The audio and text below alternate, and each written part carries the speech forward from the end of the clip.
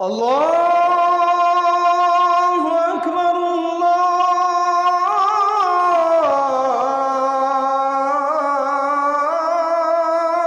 আকবার। আল্লাহ সুবহানাহু ওয়া তাআলা তার হাবিব মুহাম্মদ সাল্লাল্লাহু আলাইহি সাল্লামের মাধ্যমে আমাদের জন্য অনেকগুলো ভবিষ্যৎবাণী করেছেন, অনেকগুলো সতর্কীকরণ আল্লাহ রাব্বুল আলামিন করেছেন। যে সমস্ত ভবিষ্যৎবাণীগুলো আমাদের জন্য গুরুত্বপূর্ণ, অতীব গুরুত্বপূর্ণ, এবং যে সমস্ত বিষয়ে আল্লাহ রাব্বুল আলামিন তার হাবিব মুহাম্মদ সাল্লাল্লাহু আলাইহি সাল্লামের মাধ্যমে আমাদেরকে সতর্ক করেছেন, সে বিষয়গুলোর মধ্যে থেকে অন্যতম একটা বিষয় হলো পৃথিবীর আয়ু যখন শেষ হয়ে আসবে, মহাপ্রলয় মানব ইতিহাসের সবচেয়ে বড় ঘটনা, যে ঘটনার মধ্য দিয়ে আল্লাহ তাআলা সৃষ্টি জগতের এই বিশাল বড় আয়োজন, এটার সমাপ্তি আল্লাহ তাআলা ঘটাবেন। সেই ঘটনার যত নিকটবর্তী হবে পৃথিবী, তত বেশি পৃথিবী ফিতনা সংকুল হবে এবং ফিতনায় পৃথিবী পরিপূর্ণ হয়ে যাবে। এ বিষয়ে নবী করিম সাল্লাল্লাহু আলাইহি সাল্লাম আমাদেরকে বারবার সতর্ক করেছেন, বিভিন্নভাবে সতর্ক করেছেন। নবী করিম সাল্লাল্লাহু আলাইহি সাল্লামের সে সমস্ত হাদিসগুলো পর্যালোচনা করলে দেখা যায় এবং বোঝা যায়, পৃথিবী যত তার পরিণতির দিকে এগিয়ে যাবে, কিয়ামত যত নিকটবর্তী হবে, তত মানুষের জন্য বহুমুখী ফিতনা ধেয়ে আসবে এবং ঈমান ধরে রাখা কঠিন হবে। এ বিষয় সম্পর্কে যত বেশি আমরা জানব, যত বেশি আমরা ঘাটাঘাটি করব, যত বেশি আমরা সতর্ক হব, তত বেশি আমাদের ঈমান, আমাদের আইডেন্টিটি, আমাদের তাকওয়া, আমাদের পরিচয় এবং আমাদের আল্লাহ ভীরুতা ইত্যাদিকে আমরা তত বেশি নিরাপদ এবং সেভ করতে পারবো, যত বেশি আমরা জানব। একজন মানুষ আগে থেকে যখন কোনো ঝড়ের পূর্বাভাস জানে, তখন ঝড় তাকে খুব বেশি লন্ডভন্ড করতে পারে না বা খুব বেশি ক্ষতিগ্রস্ত করতে পারে না, কারণ তিনি আগে থেকে জানেন এই ঝড় আসছে এবং এইভাবে অ্যাটাক এবং আক্রমণ করবে। একজন ইমানদার সেজন্য কিয়ামত পূর্ববর্তী ফিতনাগুলো সম্পর্কে যখন তিনি সচেতন হবেন, সতর্ক হবেন, তখন ফিতনা তার ঈমানকে লন্ডভন্ড করে দিতে পারবে না। আর এই জন্য এই বিষয়ে মুহাদ্দিসিনে কেরাম হাদিসের মৌলিক গ্রন্থগুলোতে বিভিন্ন অধ্যায় রচনা করে করে আমাদেরকে সতর্ক করেছেন, কিন্তু এগুলো নিয়ে আমাদের সমাজে খুব বেশি আলোচনা নাই, খুব বেশি চর্চা নাই, এবং আমরা খুব বেশি সতর্ক নই। এই সৃষ্টি জগৎ একসময় শেষ হবে, এটা আমাদের বিশ্বাসের গুরুত্বপূর্ণ একটা পার্ট বা অংশ। যেই ঘটনার মধ্য দিয়ে এই সৃষ্টি জগৎকে আল্লাহ তাআলা শেষ করবেন, এই সৃষ্টি জগতের মহা সংসারের এই আয়োজন পুরাটাকে আল্লাহ রাব্বুল আলামিন ক্লোজ করবেন, এবং সেই ঘটনার ভয়াবহতা কি হবে না হবে পুরো কোরআনের শুরু থেকে শেষ পর্যন্ত বারবার বিভিন্ন জায়গায় সেই বিষয়গুলো আল্লাহ তাআলা আলোকপাত করেছেন। আর এই জন্যই আমি সবসময় আপনাদেরকে উদাত্ত আহ্বান করি, আপনারা কোরআনটা অর্থ সহকারে অনুগ্রহ করে একজন মুসলিম হিসাবে বুঝে পড়ার অভ্যাস গড়ে তুলুন। কোরআনে কারীম যদি আপনি অর্থ সহকারে বোঝার অভ্যাস গড়ে তোলেন এবং পড়েন, তাহলে ইসলাম সম্পর্কে আপনি কমপ্লিট একটা ধারণা পাবেন। আর না হলে ইসলাম সম্পর্কে আজকে একটা বিষয় জানলেন, একটা সাইড জানবেন, আবার আরেক সাইডে আপনি জানলেন না, সেই সাইডে আপনার অজানা থেকে যাবে, অস্পষ্টতা থেকে যাবে, এখানে বিভ্রান্তির আশঙ্কা তৈরি হবে। এজন্য আপনি কালেকটিভলি ইসলামকে জানার যদি চেষ্টা করেন, তাহলে তার জন্য সবচেয়ে বড় এবং ভালো উদ্যোগ হবে কোরআনে কারীমের শুরু থেকে শেষ পর্যন্ত অর্থ সহকারে বুঝে পড়া।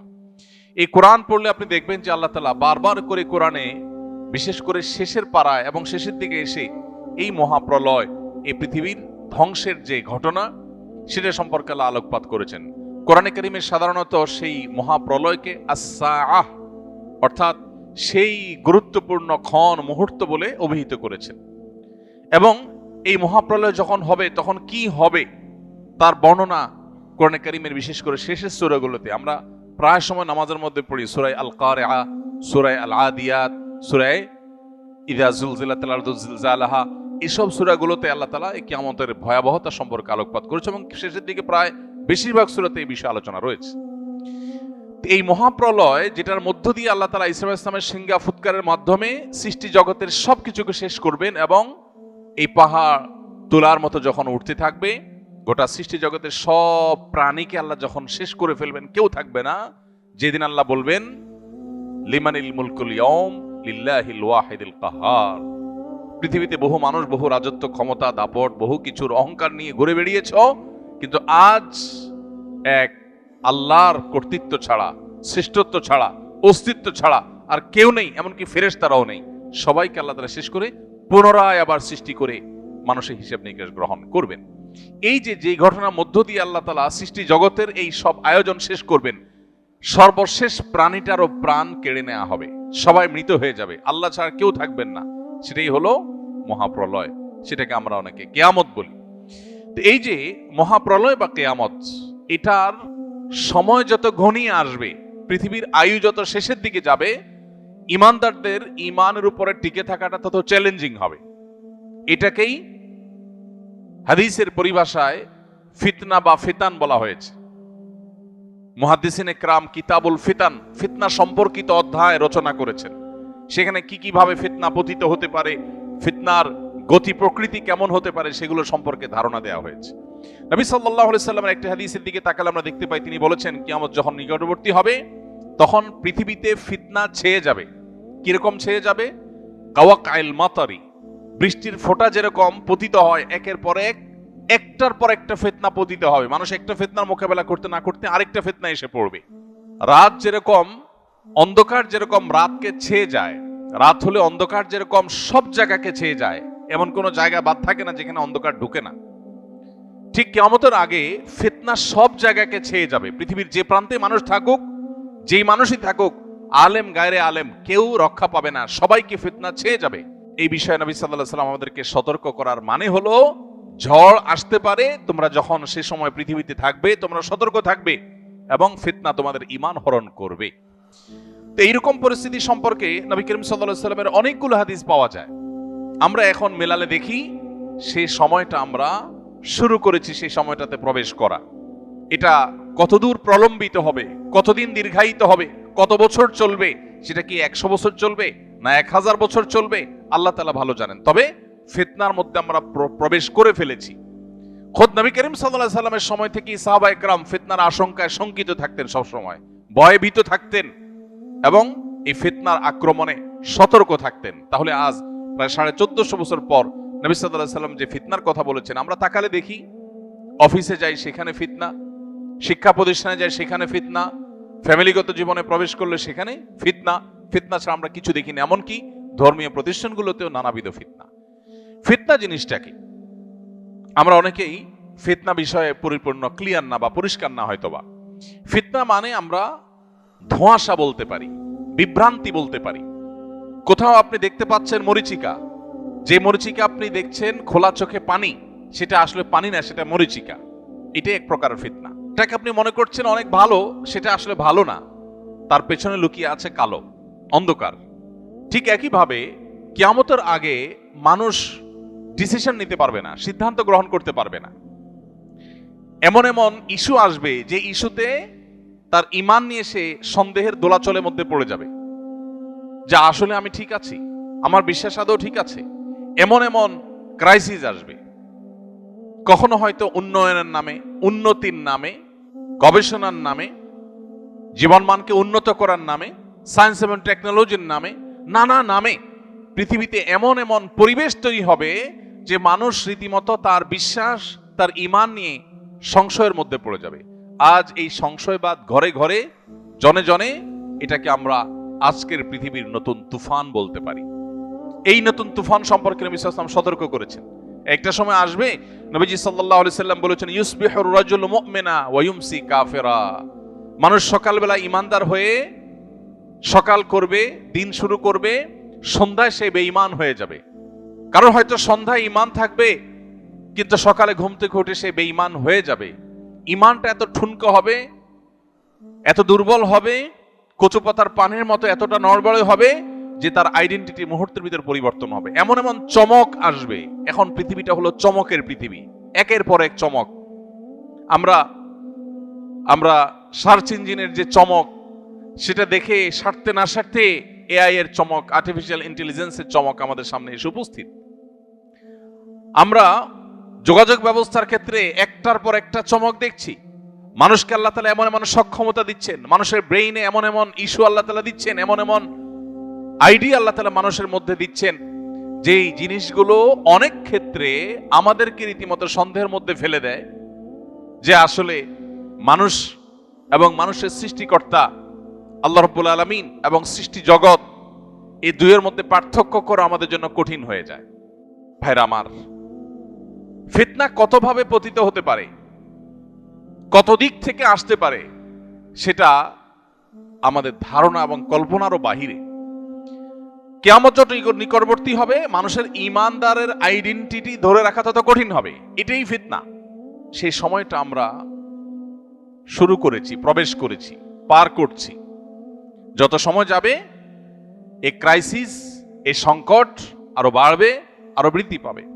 নবী করিম সাল্লাল্লাহু আলাইহি সাল্লাম আমাদেরকে সতর্ক করেছেন। তিনি বলেছেন, বাদিরু বিল আমালি ফিতানা কাকিতাইল লাইলিল মুজলিম। তোমরা ভালো কাজ নেকামল করার জন্য প্রতিযোগিতায় লিপ্ত হও এবং দ্রুততার সাথে অগ্রসর হও ভালো কাজের দিকে। কারণ এমন সময় আসছে যখন গভীর গুটগুটে অন্ধকার রাত যেরকম অন্ধকার হওয়ার কারণে কোনটা ভালো কোনটা মন্দ মানুষ পরখ করতে পারে না, এরকম সময় আসবে যে তুমি সত্য আর অসত্য, ভালো আর মন্দ পরখ করতে কষ্ট হবে। সেই সময় আসার আগে তোমরা নেকামলে প্রবেশ করো, ভালো কাজে লিপ্ত হও। এবং সেই সাথে নবী সাল্লাল্লাহু আলাইহি সাল্লাম বলেছেন, আবু সা'লাবা আল খুশানি রাদিয়াল্লাহু তাআলা আনহু থেকে বর্ণিত হাদিসে তিনি বলেছেন, ফা ইন্না মিন ওয়ারাইকুম আইয়ামা আস-সাবরু ফীহিন্না মিসলাল কবদি আলাল জামার। নবীজি বলেছেন সাহাবীদেরকে লক্ষ্য করে যে তোমরা চলে যাওয়ার পরে পৃথিবীতে এমন একটা সময় আসবে যখন দ্বীনের উপরে, ইসলামের উপরে, ঈমানের উপরে টিকে থাকাটা এটা জ্বলন্ত কয়লা হাতের উপরে নিয়ে থাকা যেরকম কঠিন, ওইরকম কঠিন হয়ে যাবে। আজ পৃথিবীতে মুসলিম আইডেন্টিটি নিয়ে চলাটা সহজ না কঠিন? কঠিন। অমুসলিম প্রধান অঞ্চলে বা দেশে তো পরের কথা, মুসলিম প্রধান দেশেও মুসলিম আইডেন্টিটি নিয়ে টিকে থাকা বড় কঠিন। আপনার দাড়ি থাকবে, টুপি থাকবে, আপনি নামাজ পড়বেন, হালাল হারাম মেনটেন করবেন, আপনি মাহারাম মেনটেন করবেন, আপনি সিরিয়াস দিন পালন করবেন, কোরআন হাদিসের প্রত্যেকটা আদেশ শেষে মানার চেষ্টা করবেন, আল্লাহর দাসত্ব এবং আবদিয়তকে আপনি ধারণ করে চলার চেষ্টা করবেন।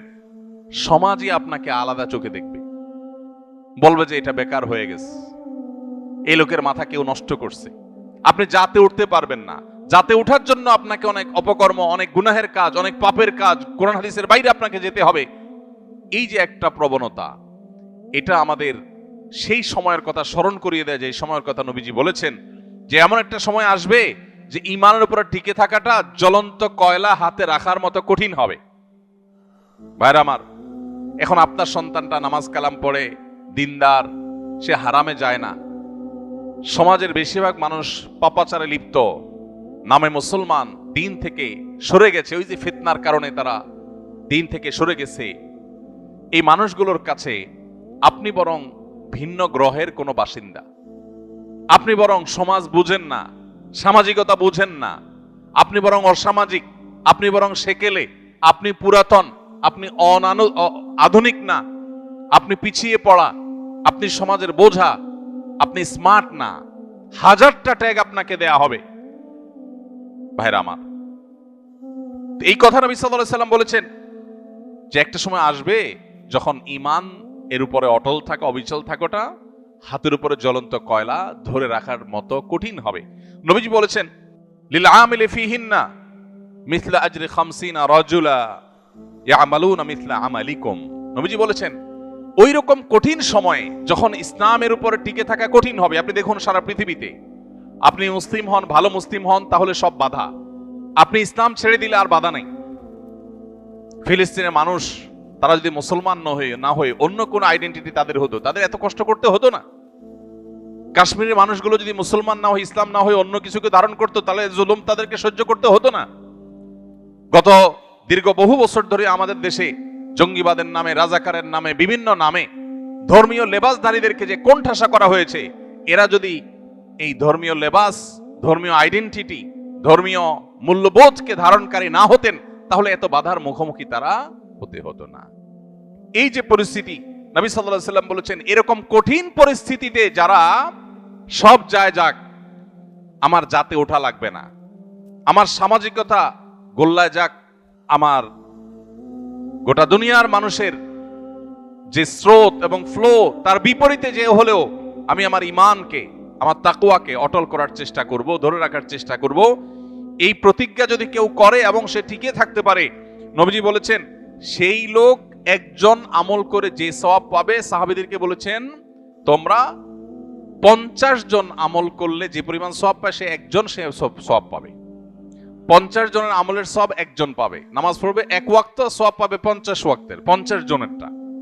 সাহাবা ইকরাম অবাক হয়ে জিজ্ঞাসা করলেন, হে আল্লাহর রাসূল, আপনি যে 50 জনের কথা বলছেন, ইয়া রাসূলুল্লাহ মিথলু আজরিনা 50 মিন্না আও মিনহুম, যে 50 জনের কথা বলছেন এটা কি আমাদের মতো সাহাবীদের মতো 50 জন নাকি তাদের 50 জন? কারণ সে আমলের 50 জনের কোয়ালিটি তো আর এই আমলের 50 জনের কোয়ালিটি এক না।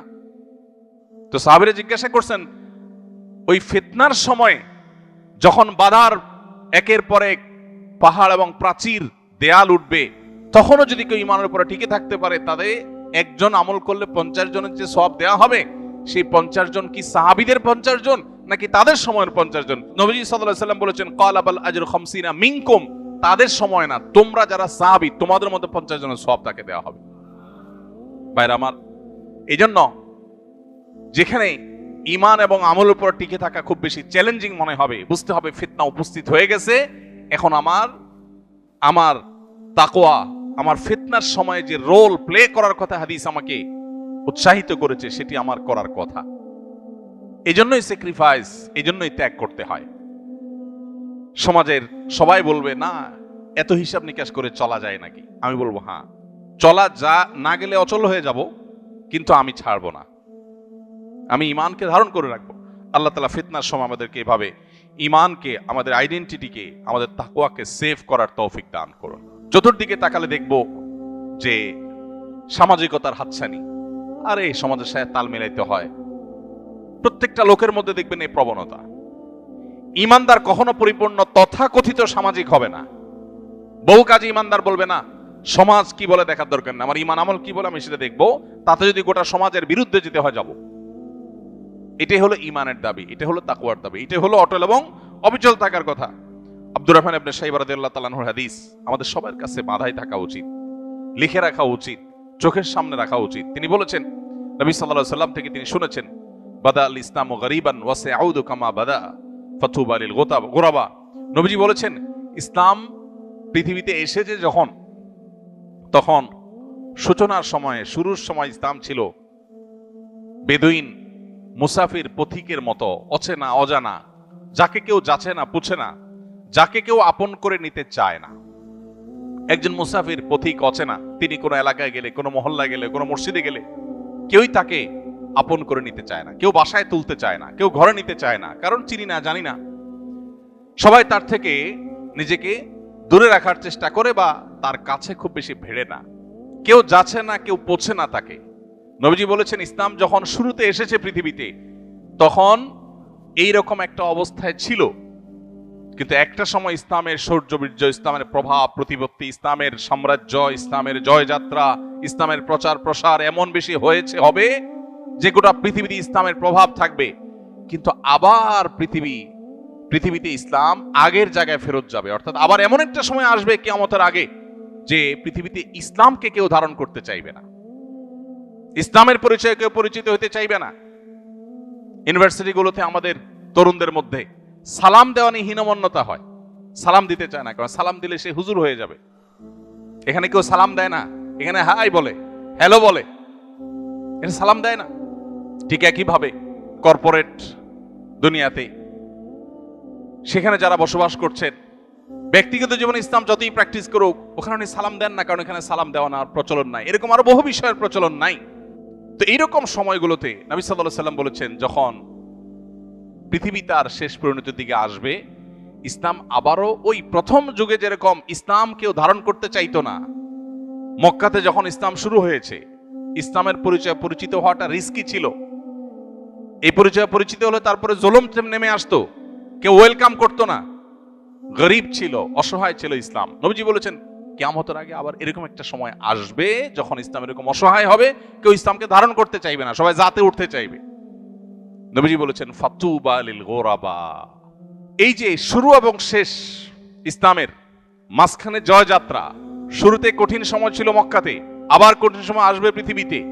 এই দুই সময়ে যারা ইসলামকে ধারণ করে থাকবে, ওই অসহায় ইসলামকেই ধারণ করবে, সে জাতি উঠতে চাইবে না, সে সামাজিক, তথাকথিত সামাজিক হতে চাইবে না, সে সমাজের মানুষের দৌড়ে টিকে থাকতে চাইবে না, সে ইসলামের দৌড়টাকে টিকে রাখার চেষ্টা করবে। এই মানুষগুলোকে নবীজি বলেছেন এরা হলো ইসলামের সে অসহায় সময়ের সঙ্গী। এই মানুষগুলো সম্পর্কে নবীজি বলেছেন ফাতুবা, তারা যেন সুসংবাদ গ্রহণ করে, এদের জন্যই হলো আখিরাতের শেষ হাসি। ভাইরা আমার, তখন নবীজিকে জিজ্ঞাসা করা হলো মানিল গোরাবা ইয়া রাসূলুল্লাহ, হে আল্লাহর রাসূল, ইসলামের কঠিন সময়ে যারা ইসলামকে ধারণ করবে, আপনি যাদেরকে গরীব বলে আখ্যায়িত করেছেন, এখানে অর্থকরী না থাকলে যে গরীব হয় সেটা উদ্দেশ্য নয়, বরং দুঃসময়ের কাণ্ডারি, যাচ্ছে না পোছে না সেরকম পথিকের মতো ইসলামকে ধারণকারী বলতে হে রাসূল আপনি কাকে বুঝিয়েছেন? নবীজি তখন বলেছেন আল্লাযীনা ইউসলিহুনা ইযা আফসাদান নাস, মানুষ যখন ফিতনায় পতিত হয়ে যাবে, সমাজ যখন নষ্ট হয়ে যাবে, তখন যারা মানুষের সংশোধনে কাজ করবে, নিজেরা কোরআন হাদিসের পথে থাকবে আর সমাজকে সংশোধনের পথে আহ্বান করবে, এই মানুষগুলো হলো সেই মানুষ যাদের জন্য নবী সাল্লাল্লাহু আলাইহি ওয়াসাল্লাম সুসংবাদ দিয়েছেন। ভাইরা আমার, সেরকম কঠিন সময় আমরা পার করছি। আমাদের দরকার এখন ঈমানকে আঁকড়ে ধরা, আমাদের দরকার এখন মুসলিম আইডেন্টিটিকে আঁকড়ে ধরা। আমরা দেখব চতুর্দিকে আমাদের সন্তানদের, আমাদের পরিবারে, আমাদের আশেপাশে, আমাদের সমাজে, সোসাইটিতে, পরিবেশ সব দিকে আমরা দেখব যে সবাই জাতে ওঠার চেষ্টা করছে। কেউ তার অরিজিনকে ধরে রাখার, মৌলিকত্বকে ধরে রাখার, তার শেকড়কে সন্ধান করবার চেষ্টা করছে না। এটা নবী সাল্লাল্লাহু আলাইহি সাল্লাম বহু আগে ভবিষ্যদ্বাণী করেছেন যে এরকম সিচুয়েশন আসবে, সিচুয়েশন আরো জটিল হবে। তো সিচুয়েশন যখন জটিল হয় তখন মানুষের প্রচেষ্টা আরো শক্ত হয়। আপনি সাধারণ পুকুরে যখন সাঁতার কাটেন তখন আপনার যে অ্যাপ্রোচ থাকে, আপনি সমুদ্রের উত্তাল তরঙ্গের বিপরীতে যখন সাঁতার কাটেন তখন অ্যাপ্রোচ একরকম থাকে না। আপনি যখন রাস্তায় স্বাভাবিকভাবে চলাফেরা করেন তখন আপনার সেই সতর্কতা থাকে না। যখন আপনি প্রচন্ড ঝড়ের পরিবেশে আপনি চলাফেরা করেন তখন আপনার পোশাক আশাক উড়ে যায় কিনা সেগুলোর পরে যতটা আপনি সতর্ক হন। ঠিক একইভাবে ফিতনা সংকুল সময়ে ঈমান যেন টিকে থাকে, ঈমান যেন হারিয়ে না যায়, কুফরি এবং ফিতনার ঝড় যেন ঈমানকে লণ্ডভণ্ড করে দিতে না পারে, সেজন্য একজন ঈমানদার তিনি তার সব শক্তি দিয়ে তার ঈমানকে টিকিয়ে রাখার চেষ্টা করবেন।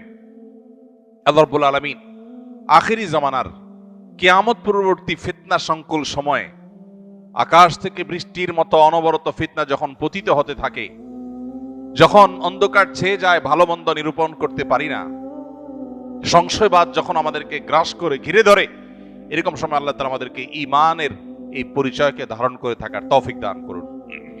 ভাইরা আমার, আমরা চতুর্দিকে দেখি নানাবিধ ফিতনা, ফিতনার তালিকা, ফিতনার নজির, ফিতনার দৃষ্টান্তগুলো যদি আমরা আলোচনা করতে চাই সেটা অনেক লম্বা, অনেক দীর্ঘ। এর মধ্যে থেকে একটা উদাহরণ হলো আজকের পৃথিবী উন্নয়নের নামে আমাদের এমন জীবনধারা বা এমন লাইফস্টাইল আমাদেরকে উপহার দিয়েছে যেখানে মানুষ প্রচুর পরিমাণ সম্পদ কামাই করা এবং খুব বেশি সুখ স্বাচ্ছন্দ্য আর ভোগ বিলাসের মধ্যে থাকা, এটা জীবনের অন্যতম লক্ষ্যে পরিণত হয়েছে। এখন এই পাইপলাইনে যখন মানুষ একবার প্রবেশ করে তখন এটার কোনো শেষ থাকে না। টাকা পয়সা কামাই করা, সমাজের স্রোতের তালে চলা, সামাজিকতা মেনটেন করে চলা এবং অন্য 10 জনের মতো হয়ে চলার চেষ্টা করা, এগুলো মানুষকে তার দ্বীন, তার ঈমান, তার আখিরাত এই চর্চা থেকে আস্তে আস্তে তার অজান্তে দূরে সরায় দেয়। এই জন্য নবী করিম সাল্লাল্লাহু আলাইহি সাল্লামকে আল্লাহ তাআলা সতর্ক করেছেন, আমাদেরকে আল্লাহ সতর্ক করেছেন। কোরআনে কারিমে আল্লাহ বলেছেন ইন্নামা আমওয়ালুকুম ওয়া আওলাদুকুম ফিতনা, তোমাদের সম্পদ এবং সন্তান এগুলো এক প্রকারের ফিতনা, অর্থাৎ এগুলো তোমাদেরকে ধোঁয়াশার মধ্যে ফেলে দেয়। ঈমান নাকি টাকা পয়সা, ঈমান নাকি সামাজিক স্ট্যাটাস, ঈমান নাকি সন্তান সন্ততির তথাকথিত ক্যারিয়ার। অনেক সময় আখিরাত ডুবাই দিয়ে সন্তান সন্ততির ক্যারিয়ারকে আমরা উপরে তোলার চেষ্টা করি। অনেক সময় সম্পদ এর পাহাড় গড়বার প্রয়োজনে ঈমান, আমল, আকীদা, হালাল হারাম সবকিছুকে ডুবাই দেই। তাহলে আমি যে কোনটা গ্রহণ করব, কোনটা আমার গ্রহণ করা উচিত, এই সিদ্ধান্তহীনতাটাই হলো ফিতনা। নবীজি বলেছেন সন্তান সন্ততি সম্পদ এগুলো তোমাদেরকে ধোঁয়াশায় ফেলে দিবে, বিভ্রান্তিতে ফেলে দিবে, তুমি কোন দিকে যাবে। এবং বিভ্রান্ত হয়ে দেখা যায় ভুল পথে গিয়েছ, আখিরাত বরবাদ করে ফেলেছ। এর বাইরে আজ ভালো এবং মন্দের যে মাপকাঠি, এই মাপকাঠিগুলো পরিবর্তন হয়ে যাচ্ছে। গোটা বিশ্বে পাওয়ার হোল্ড করা, সম্পদ কামাই করা, এটাই মানুষের মর্যাদার মাপকাঠি হয়ে গেছে, মানদণ্ড হয়ে গেছে। ভালো মানুষের ভাত নাই, সহজ বাংলায়। ভাত আছে কার? যার পাওয়ার আছে, যার টাকা পয়সা আছে। যত নিকটবর্তী হবে পৃথিবী, তত সেদিকে মানুষ চলে যাবে। সমাজে এইরকম পরিবেশে পরিস্থিতি মানুষ চিন্তা করবে, ভালো মানুষই পরে, আগে টাকা পয়সা কামাই করি, আগে পাওয়ার গেইন করি। কারণ পাওয়ার গেইন করলে, টাকা পয়সা কামাই করলে সমাজে সবাই বাহাবা দিবে। এখন এই সময়টাতে সমাজে আমি লাইমলাইটে আসাটা গুরুত্বপূর্ণ না আমার মুসলিম আইডেন্টিটিকে ধরে রাখা গুরুত্বপূর্ণ? এটা হলো ফিতনা। বেশিরভাগ মানুষ জোয়ারে গা ভাসায়, না এ যুগে টাকা পয়সা না হলে চলে নাকি, এ যুগে ভালো চেয়ারে না গেলে চলে নাকি। কিন্তু যে ইমানদার, ওই যে 50 গুণ সাহাবীদের সমান 50 জনের সওয়াব পাবে, সেই লোক সমাজের এই গড্ডালিকায় স্রোতে গা ভাসায় না, সে বিপরীতে চলে। সে বলে না, আমার সামাজিকতার দরকার নেই, সবাই হ্যাঁ চোখে দেখুক, কিন্তু আমি সততা, আদর্শ, নীতি, এটাতে আমি ছাড় দিব না। তাতে আমার পরিবারের লোকদের কাছে আমি খারাপ হতে পারি। স্ত্রী হয়তো বলতে পারে যে এটা অচল, অচল না। হয়তো সন্তানরাও বলবে আমার বাবা, সে আমাদেরকে কিছু দিয়ে যায়নি। হয়তো মা বাপ ভাই বোনও বলবে যে এই ছেলে সমাজের সাথে তাল মেলাতে পারে নাই, সোজা সরল বেকুব। তারপরও সে তার ঈমানকে, তার তাকওয়াকে, আল্লাহর গোলাম এবং বন্দীকে সে আঁকড়ে ধরবে। ভাইরা আমার, এরকম হাজার লাখো অগণিত ফিতনা আছে এই চাকচিক্যময় পৃথিবীতে। ভোগবাদের ফিতনা আমাদের সবাইকে ভোগবাদী করে তুলছে। একজন ইমানদার যার আখিরাতের প্রতি বিশ্বাস আছে, তিনি জানেন দুনিয়াটা সামান্য সময়ের পারাপারের জায়গা। কিন্তু ভোগবাদ আমাদের সমাজে আমাদেরকে এমন ভাবে গ্রাস করে ফেলেছে যে আমাদের মনে হচ্ছে এটাই অনন্তকাল বেঁচে থাকার জায়গা। যিনি টাকার জন্য মরিয়া হালাল হারাম বাজ বিচার করছেন না, তিনি নিজেও জানেন এটা আগামী 1 মিনিট পরও তিনি ভোগ করতে পারবেন কিনা তার গ্যারান্টি নাই। পৃথিবীতে কেউ তাকে গ্যারান্টি দিতে পারবে না, কিন্তু এরপরও তিনি এর জন্য পাগল। এবং তিনি হাজার হাজার শত শত বছর বাঁচবেন না, সেটা তিনি জানেন। তারপরেও এত টাকা কামাই করার পরেও তার চাহিদা শেষ হচ্ছে না, যত টাকা তার শত শত বছর কেউ শেষ করা যাবে না। তারপর তিনি পাগল পড়া ফিতনা, এই ফিতনার জালে তিনি পড়ে গেছেন, আর বের হতে পারছেন না। এই নেশায় তিনি ডুবে গেছেন, ব্যাক করতে পারছেন না, আখিরাতকে ডুবাই দিয়েছে। ভাইরা আমার, এরকম বহুবিধ ফিতনা আমাদেরকে গ্রাস করছে। রক্ষার উপায় কি? রক্ষার উপায় হলো কোরআন এবং হাদিসকে আঁকড়ে ধরা। কোরআন এবং হাদিসকে যারা আঁকড়ে ধরবে তারা ফিতনা থেকে রক্ষা পাবে। নবী সাল্লাল্লাহু আলাইহি ওয়াসাল্লাম বলেছেন, আদ্দু আলাইহা বিন নাওয়াজিস। খুব কঠিন সময়ে মানুষ যখন হাত দিয়েও কিছু ধরে রাখতে পারে না, তখন মাড়ির দাঁত এটা দিয়ে কামড়ে ধরে রাখার চেষ্টা করে। ঠিক একই ভাবে তোমার ঈমানকে ধরে রাখার জন্য সর্বশেষ শক্তি মাড়ির দাঁত দিয়ে তুমি ঈমান, তোমার আত্মপরিচয় কোরআন এবং হাদিসকে আঁকড়ে ধরবে, যে আমি কোরআন হাদিসের বাইরে এক চুল যাব না, তাতে আমার সব যায় যাক। এটা হলো ফিতনার সময় নিজেকে আত্মরক্ষা করার সবচেয়ে বড় মূল মন্ত্র। আর এর পাশাপাশি নবী সাল্লাল্লাহু আলাইহি ওয়াসাল্লাম আমাদেরকে দোয়া শিক্ষা দিয়েছেন। আমরা আল্লাহর কাছে ফিতনার সময় পানাহ চাইব। আল্লাহুম্মা ইন্না নাউযু বিকা মিনাল ফিতান বা আল্লাহুম্মা ইন্নী আউযু বিকা মিনাল ফিতান মা যাহারা মিনহা ওয়া মা বাতান। আল্লাহ, প্রকাশ্য যত ফিতনা পৃথিবীতে আছে এগুলো থেকে আমি পানাহ চাই, তোমার কাছে রক্ষা চাই। আল্লাহ রাব্বুল আলামিনের কাছে আমরা দোয়া করা, চোখের পানি ফেলা এবং ফিতনার পরিবেশ থেকে বেঁচে তাকওয়ার পরিবেশে নিজেকে নিয়োজিত করা, নিবদ্ধ রাখা, এর জন্য নিরন্তর চেষ্টা করে জীবনের শেষ মুহূর্তগুলো পার করার, শেষ নিঃশ্বাস ত্যাগ করার, ঈমান এবং আমল নিয়ে ফিতনা থেকে নিজেকে বাঁচিয়ে, নিজের ফ্যামিলিকে বাঁচিয়ে, জেনারেশনকে বাঁচিয়ে আল্লাহ তাআলা আমাদেরকে দুনিয়া থেকে যাওয়ার তৌফিক নসিব করুন। আমাদের পরিবারকে, আমাদের নিজেদেরকে, আমাদের সমাজকে ফিতনার এই ভয়াবহ করাল গ্রাস এবং থাবা থেকে বাঁচানোর জন্য নানাবিধ উদ্যোগ আমাদের নিতে হবে। সবকিছুর আগে সতর্ক হতে হবে যে ফিতনা আসছে, ধেয়ে আসছে এবং ছেয়ে যাচ্ছে, এবং এই ফিতনায় বহু মানুষ হারিয়ে যাচ্ছে। এটা হলো স্রোতের পানির মতো, বানের পানির মতো। সমুদ্রের বিশাল বড় স্রোত এসে সবকিছুকে টেনে সমুদ্রের মধ্যে গ্রাস করে নিয়ে যায়। এক এক ফিতনা এসে হাজার হাজার মানুষের ঈমান আমলকে নিয়ে যায়। তরুণদের জন্য হাজার রকমের ফিতনা পৃথিবীতে আছে। এই যে বিটিএস ফ্যান হচ্ছে আমাদের ছেলেমেয়েরা, আমাদের তরুণরা, তাদের যে আকর্ষণ করবার মতো ক্ষমতা, সম্মোহনী শক্তি, দুর্বল করে ফেলার যে শক্তি, এটার ফলে নিজের অজান্তে আমি তাদের ফ্যান হয়ে যাচ্ছি, কখনো খেলোয়াড়দের ফ্যান হয়ে যাচ্ছি, কখনো তথাকথিত বিভিন্ন তারকাদের ফ্যান হয়ে যাচ্ছি, যে আমি আমার ট্র্যাক থেকে সরে যাচ্ছি, আমি ইসলাম থেকে সরে যাচ্ছি। কখনো ক্রীড়ার নামে, কখনো কৌতুকের নামে, কখনো বিনোদনের নামে, কখনো অন্য কোনো নামে এমন এমন চমক আসছে যে চমকগুলো দেখে আমি হারিয়ে যাচ্ছি। ওই স্রোত খড়কুটোর মতো করে আমাকে ভাষায় নিয়ে যাচ্ছে এবং তার ভিতরে সে গ্রাস করে নিয়ে যাচ্ছে, আমি টেরও পাচ্ছি। আল্লাহ রাব্বুল আলামিন আখিরি জামানার এই সমস্ত ফিতনা থেকে আমাদেরকে হেফাজতে রাখুন, আমাদের ঈমান আমলকে আল্লাহ তাআলা হেফাজতে রাখুন। ফিতনা সংকুল এই সময় ঈমানকে আল্লাহ তাআলা কঠিন এবং দৃঢ়ভাবে আঁকড়ে ধরে রাখার তৌফিক দান করুন।